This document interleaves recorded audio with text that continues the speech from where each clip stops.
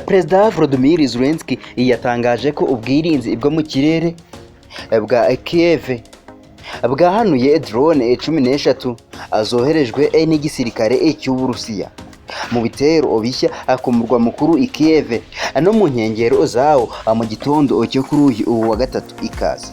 Inyubako nyinshi izangiritse muri ibi bitero ariko nta muntu ubyahitanye nk'uko iyi nkuru dukesha Elo News ikomeza kugenda ibivuga. Ibi bibaye mu gihe amakuru avuga ko Amerika iri hafi kurangiza gahunda yo kohereza ubundi bwirinzi bwo mu kirere buzwi nka Patriot muri Ukraine nk'intambwe ishobora kuba ikomeye mu ntambara yo muri Ukraine.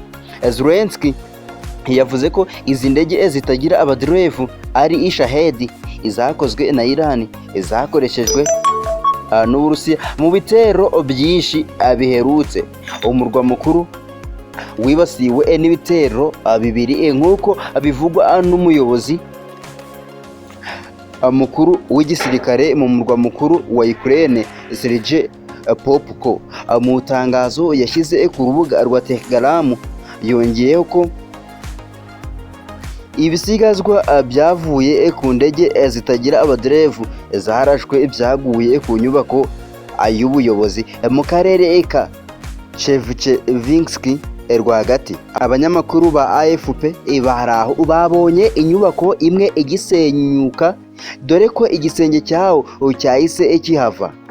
Pokpo yavuze ko inyubako enye zo guturamo zangiritse gato.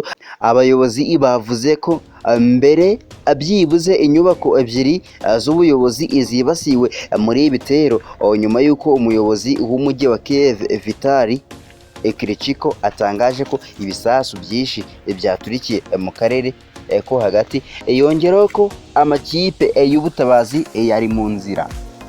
Hasta la vista.